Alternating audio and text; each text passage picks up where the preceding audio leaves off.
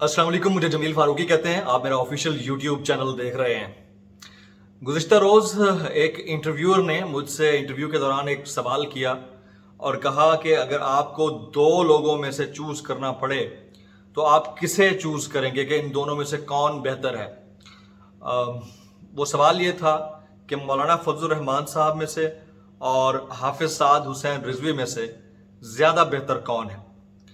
अब इस सवाल का जवाब मैंने क्या दिया वो तो मैं आपको बताता हूँ, लेकिन आप अगर मेरी वीडियोस देखते हैं तो मेरा चैनल सब्सक्राइब ज़रूर कीजिए, बेल आइकन ज़रूर दबाइएगा ताकि तमाम तर लेटेस्ट अपडेट्स और इन्वेस्टिगेटिव स्टोरीज़ के हवाले से वीडियोस आप तक पहुँचती रहें।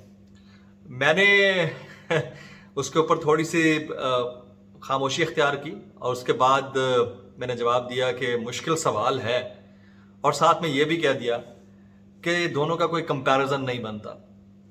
तो अब क्योंकि सोशल मीडिया पर जो वीडियो उस हवाले से प्रोमो की वायरल हुई है, उसमें सिर्फ वो, क्योंकि प्रोमो होता है तो कल रिलीज होनी है वो वीडियो, तो इसलिए वो थोड़ा सा रखते होते हैं कि यार इसमें क्या है, जवाब क्या आएगा। तो जवाब ये था कि दोनों का कोई कंपैरिजन ही नहीं है। इस मुल्क के अंदर हम किसी को किसी से भी कंपेयर कर लेते हैं। अगर आप मुझे कहें कि कीनों को सेब से कंपेयर करना है तो कैसे कर सकता हूं मैं। दो एप्पल्स के बीच में तो कंपैरिजन कर सकता हूं, दो ऑरेंजेस के बीच में तो कंपैरिजन कर सकता हूं, लेकिन ऑरेंज और एप्पल के बीच में कंपैरिजन कैसे कर सकता हूं। हाँ, ये जरूर कह सकता हूं कि दोनों फ्रूट हैं। तो ये दोनों मेरी नज़र में पाकिस्तान के माने हुए उलमा कराम हैं, और अल्लामा खादिम हुसैन रिजवी की निशानी है, रहमतुल्लाह अलैह की जनाब हाफिज़ साद रिजवी साहब, और मौलाना फजल रहमान साहब मुफ्ती महमूद साहब की निशानी है। मुफ्ती महमूद साहब का एजेंडा क्या था वो हमने देखा, जो कि जमीयत उलमा इस्लाम पाकिस्तान के ऊपर मबनी था, और हमने उसका उनका बैकग्राउंड देखा और उनका नज़रिया देखा और उसके बाद उनकी मेहनत देखी। और वो शख्सियत थे जिनसे किसी खातून ने कौमी असम्बली में एक सवाल पूछ लिया मुफ्ती महमूद साहब से कि ये मर्दों को तो 4 शादियों की इजाज़त होती है, तो औरतों को एक साथ 4 शादियों की इजाज़त क्यों नहीं होती। तो खातून चूँकि लिबरल थी तो मुफ्ती साहब ने बड़ा ही हैमरिंग सा जवाब दिया। मुफ्ती महमूद साहब ने उन्होंने कहा कि मोहतरमा, 4 शादियों वाला जो किस्सा है या ऑब्लिगेशन है ये मुसलमानों के लिए है। वो लोग जो अल्लाह और अल्लाह के रसूल पर यकीन नहीं रखते सल्लल्लाहु अलैहि वसल्लम, तो उनके लिए 4 या 400 भी जायज़ हैं। आप जो करना चाहें आप हमसे क्यों पूछते हैं। तो बड़ा ही बर्जिस्ता किस्म का जवाब था। तो वो मुफ्ती महमूद साहब थे, और जब उनके साहबजादे आए तो वो सियासत में आए, फिर उसके बाद ज़ाती मफादात की सियासत हुई, फिर उसके बाद किसी के कहने पे धरने होते रहे, और फिर उसके बाद धरनों में से कुछ भी नहीं निकला, फिर उसके बाद हुकूमतों को चलता करने की बातें, फिर आप कश्मीर कमेटी में रहकर आपने बहुत कुछ चेरिश किया, आपने वफाकी वज़ीर का स्टेटस इंजॉय किया।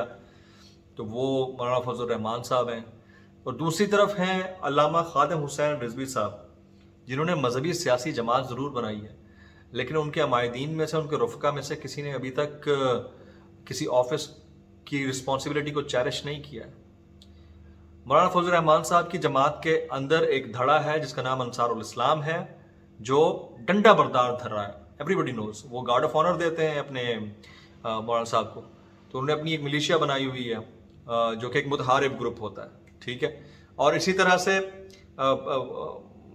हाफिज साद रिजवी साहब की अगर बात की जाए तो उनकी कोई मलेशिया नहीं है, उनके हाथों में क्लैशनकोफ़ या डंडे नहीं होते हैं। उनकी लड़ाई सिर्फ लब्बैक या रसूलुल्लाह के ऊपर है। उनकी लड़ाई सिर्फ और सिर्फ इस बात के ऊपर है कि अल्लाह और अल्लाह के रसूल के दीन की हुर्मत रहे, और नबी पाक सल्लल्लाहु अलैहि वसल्लम जो आखिरी नबी हैं, हमारे आखिरी पैगंबर हैं, दीन उन पर मुकम्मल हुआ है, उनकी हुर्मत के लिए, नामूस के लिए जान भी जाती है तो जाए। दो चीज़ों में फ़र्क है। हैं दोनों, वो भी मजहबी घराना है, वो भी मजहबी घराना है, लेकिन मैंने वही कहा ना कि ऑरेंज और एप्पल दोनों का फ्रूट कह सकते हैं, लेकिन दोनों में कंपैरिजन नहीं कर सकते। इसी तरह से दोनों मजहबी शख्सियात हैं, साद रिजवी साहब भी और मौलाना फजल रहमान साहब भी, लेकिन दोनों के दरमियान कंपैरिजन नहीं हो सकता है। एक की वजह शोहरत डीजल है और दूसरे की जो वजह शोहरत है वो लब्बैक या रसूलुल्लाह है। دوسرے کی وجہ شہرت جو ہے وہ حرمت رسول پاک صلی اللہ علیہ وسلم ہے، ناموس رسالت ہے. تو ان دونوں میں کیا کمپیریزن ہم کر کے دیں گے. اچھا، اب میں متحارب گروپ کی ڈیفینیشن کی طرف آ رہا تھا. کسی نے مجھے سوال کیا کہ متحارب گروپ کیا ہوتا ہے.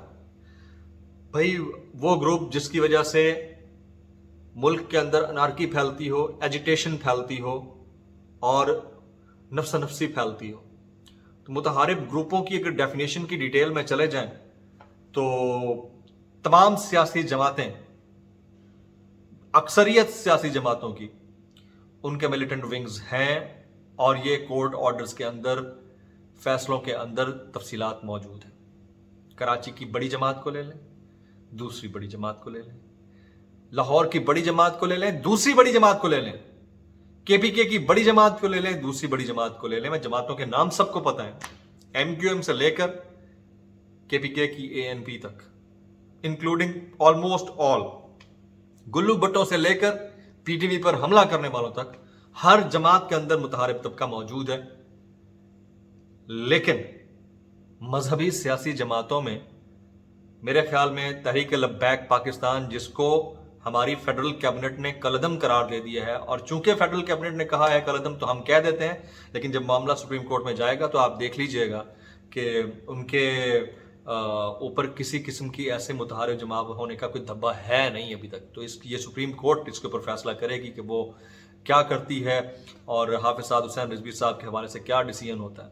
لیکن ایک بات طے ہے کہ اگر آپ یہ کہتے ہیں کہ ہاتھ میں ڈنڈا اٹھانا، بندوق کے ذریعے کسی کے اوپر فائر کرنا اور ہاتھوں سے پتھر مارنا اس کو متحارب طبقہ کہا جاتا ہے، تو پاکستان کے اندر جتنے متحارب طبقہ جات ہیں ان سب کو کالعدم قرار دیا جانا چاہیے، including all the political parties. ان سب کو کالعدم قرار دیا جانا چاہیے، ان سب کو فورتھ شیڈیول میں ڈالنا چاہیے، ان سب کو بلیک لسٹ کرنا چاہیے. لیکن المیہ ہے اس ملک کا، ہمارے پاس لیفٹ ونگ پارٹیز ہیں، وہ اڑا کے مار دیتی. بے نظیر بھٹو صاحبہ کے مرڈر کے وقت پورے پاکستان میں حالت کیا تھی؟ کوئی شخص باہر نکل نہیں سکتا تھا. میں کراچی میں ہوتا تھا، میرے اطلاعات کے مطابق 42 لڑکیاں گھروں سے نکلی ہوئی آفس گئیں کام کرنے کے لیے، گھر واپس آج تک نہیں پہنچ پائیں. والدین کو پتہ نہیں ہے کدھر ہیں. وہ کھڑے کھڑے اے ٹی ایمز اکھاڑ لیے مشینیں بینکس کے اندر سے، صرف بے نظیر صاحبہ کی محبت میں یا اس کی آڑ میں کسی نے کیے. اس کو آپ متحارب گروپ نہیں کہیں گے؟ وہ جو گارڈ آف آنر دلواتے ہیں اپنی پرسنل بنائی ہوئی ملیشیا سے اور اپنے قائد کو قائد محترم یا بہت کچھ القابات سے نوازتے ہیں، وہ متحارب گروپ نہیں کہلائے گا. وہ جو پی ٹی وی پر حملہ کرتے ہیں وہ متحارب گروپ نہیں کہلائے گا. ان کو چھوڑ دیجئے. وہ جو کراچی میں 12 مئی کو بندوقیں لہرا لہرا کر 52 لوگوں کو مار دیتے ہیں، شہید کر دیتے ہیں، وہ متحارب گروپ نہیں کہلائے گا. جب یہ سارے متحارب گروپ کی کیٹیگری میں نہیں آتے تو ایک حافظ سعد حسین رضوی یا علامہ خادم حسین رضوی رحمۃ اللہ علیہ اور ان کی جماعت تحریک لبیک پاکستان، جو ناموس رسالت کے حوالے سے اپنے ساتھ کیے گئے ایگریمنٹ کے اوپر عمل درآمد کروانے کے لیے سڑکوں پر نکلتی ہے، وہ متحارب گروپ ہے.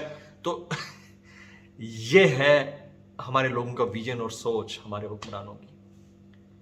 مطلب یہ لاجیکل میں بات کر رہا ہوں، میں کسی کی ایفیلیشن کے فلو میں نہیں بہ رہا. میں کوئی ٹی ایل بی کا نمائندہ نہیں ہوں، نہ میں پی ٹی آئی کا نمائندہ ہوں، نہ میں پیپلز پارٹی، نہ پی ایم ایل این کا. میں آپ کو لاجیکل باتیں بتا رہا ہوں. اب آپ مجھے لاجیکلی انکریکٹ کہہ دیں، میں حاضر ہوں. میں کہوں گا جی میں نے غلط بات کہی ہے، جو بھی کہی ہے. المیہ ہے، آپ ریالٹی کے اوپر ڈیسیژنز لیجئے. آپ کے ساتھ جو ناراض گروپس ہیں، آپ ہی کی غلطیوں کی وجہ سے ان کو کنونس کیجئے، ان کو بٹھائیے، ان سے بات کیجئے. کوئی غلط بات نہیں کی تھی حافظ سعد رضوی صاحب نے یا علامہ خادم حسین رضوی صاحب رحمۃ اللہ علیہ نے. اگر ایک ایگریمنٹ ہوا تھا تو کوئی غلط بات نہیں تھی. That was a legitimate agreement, آپ نے خود کیا تھا. آپ نہیں کر پا رہے کچھ انٹرنیشنل اوبلیگیشنز کی وجہ سے، تو آپ ان سے بات کریں. لیکن یہ کوئی حل نہیں ہے کہ آپ پابند سلاسل کر دیا جائے.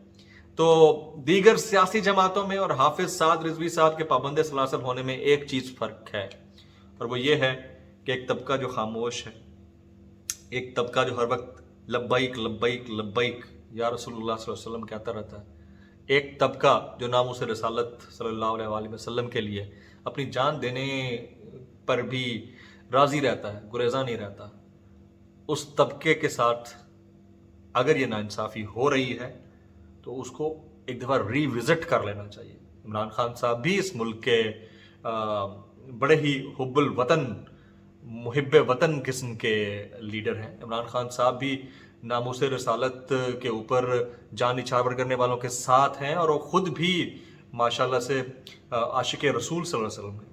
آپ جب مدینہ میں اترتے ہیں عمران خان صاحب تو موزوں میں بغیر جوتا پہنے آپ رسول اللہ صلی اللہ علیہ وسلم کے روضہ مبارک تک جاتے ہیں۔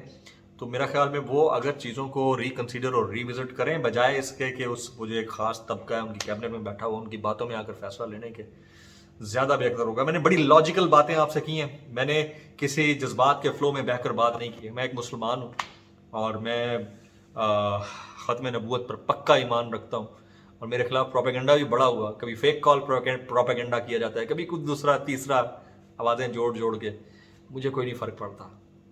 میری جان اسی پہ نکلنی ہے، کلمہ حق پہ انشاءاللہ۔ اللہ خیر کرے۔ اگر میرا چینل پسند ہو تو سبسکرائب کیجیے گا اور بیل آئیکن ضرور دبائیے گا۔ زیادہ سے زیادہ آپ کی آراء سے جواب دینے میں مجھے آسانی ہوتی ہے۔ اجازت دیجیے، السلام علیکم ورحمۃ اللہ وبرکاتہ۔